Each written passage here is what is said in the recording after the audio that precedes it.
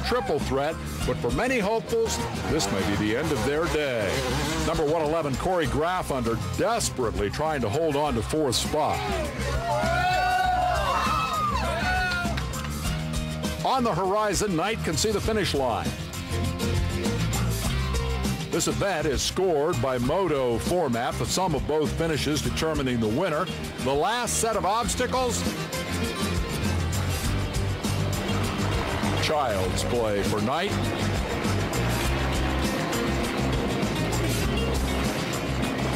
His day's work is half over.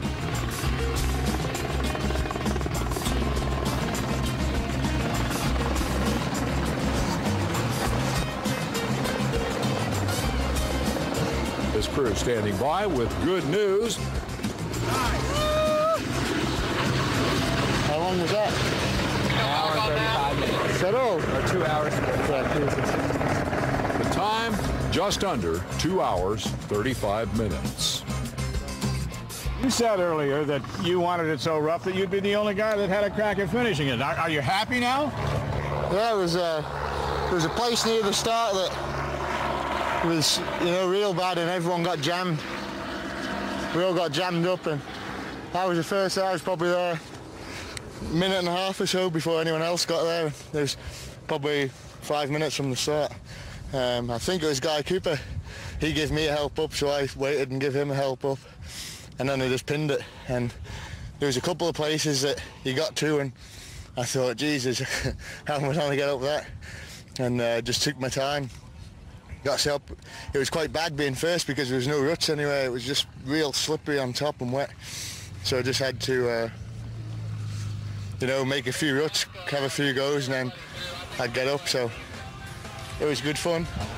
I can't imagine having any more fun than this. Well, neither can we. And there's a lot more of it ahead as the Red Bull last man are now racing the clock. Those within reach are trying desperately to finish the first lap within an hour of David Knight's winning time. Do that, and you earn another lap in hell. Fail, you load up and go home. Oh, my fingers are cramping. Oh. At triple threat, riding skill has given way to brute strength. Forward movement now measured by the inch. Turns out the organizers have a heart.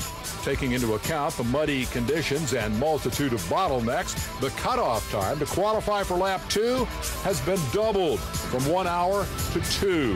Most get the news on course. For them, it's still over. Wayne Braybrook makes it official. He lands second place. Behind, only a handful of hopefuls must tackle Texas Stadium. Number 62, Cooper, trying to hold on to third spot.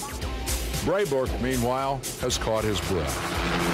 Wayne, you said you were looking for a rough one. Was this it? Unbelievable. I've never ridden anything like that. Never done anything so tough in all my life. Just like some of the elements in there, geez, you won't get a trials bike up them. I've had to get off the bike and lift it up out the way. Unbelievable. It looks like 10 riders will make the cut if they can get out of Texas Stadium in time. Stephen Edmondson almost out and adding his name to round 2. As sheer exhaustion begins to take its toll, just kicking over the engine is a triumph. Marty the Party Hall Mazda running 10th, also running out of steam.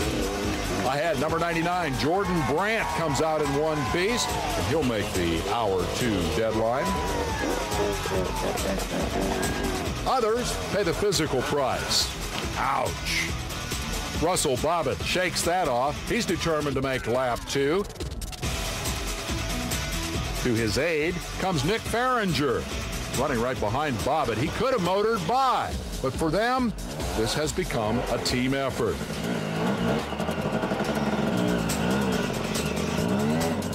With a helping hand over the rough stuff, from here, it's up to BOBBITT.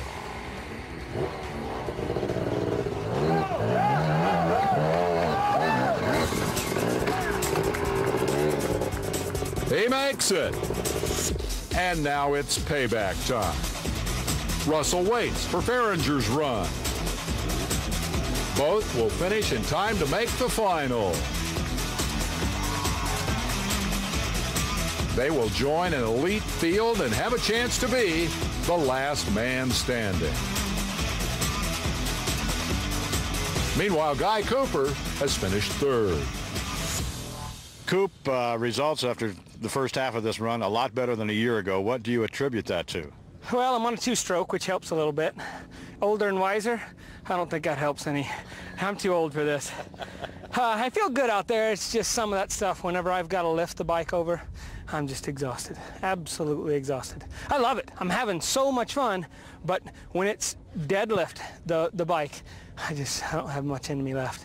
So you're going to get a little rest, and then you got to go back out and do it all over again, only it's going to be dark, and you're going to run it reverse. I know, and it's muddy. It's way muddier than I thought it was going to be. I thought a little bit of snow soak in. We've had real dry conditions in Oklahoma, Texas, so I thought this would be perfect. It's sloppy down in there. There's still snow and ice on some of the hills, so it's tough, really tough. And then there's hills out there that it's just unbelievable. After the first 20 or 30 guys through, I don't think we could all make it. Even the guys who finished this lap, I don't think we could go another lap in that same direction. It's just too rutted out, too muddy. The rocks get chewed out from all of us trying to go up it, and we're spinning and chewing it out. Sometimes it just makes the V so far down the foot pegs are hanging up. Okay, can you get yourself fired up and go out there and finish another lap? I quit last year with the lap to go, and I want to finish. I will go until I don't have no go left. Number 85, Chris Smith, will be the last finisher before the cutoff. That means a two-wheel drive Christini will start the second round. After today, many of these riders are going to need a lot of new stuff, new parts, maybe some new clothes, maybe even a new bike. The sun is sinking and the temperature is dropping, but the action will be heating up. It's the Red Bull. This is in the books. KTM rider David Knight finished 24 minutes ahead of fellow Brit Wayne Braybrook. Knight has the benefit of a good crew. They tend to the equipment, freeing up David's time for getting pestered by you buggers with cameras. No, just as soon as I got in, I got changed and, had something to eat and just have a drink and things, really, and try not to think about what we have to do again. But instead of hiding in his motorhome, Knight entertains the next generation of endurance dirt bike stars. What else you have for me? Of 127 starters, only 11 are still standing, prepping for the night lap. The man who finished second here last year is not among them. I thought I was going to finish the lap. I thought I would see enough people that I could just stop and keep borrowing water to fill the radiators up, and unfortunately there just wasn't enough people out there to keep stopping and getting water, and it just didn't make it. So 127 have been whittled down to 11. The two Brits, David Knight and Wayne Braybrook, are still in it, as well as American standouts Guy Cooper and Russell Bobbitt. These are the toughest of the tough. They're still standing. All right, guys, for the start, you're going to go down here. You're going to do the same thing you did during the day. Down through the start area, back up through the rodeo cross. You're going to pick up the night marking. Black backgrounds, white arrows.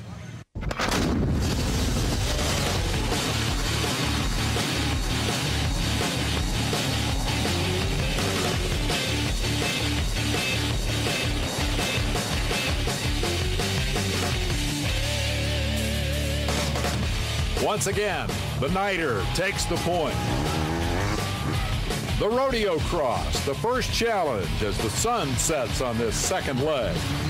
Guy Cooper follows, and then comes Braybrook.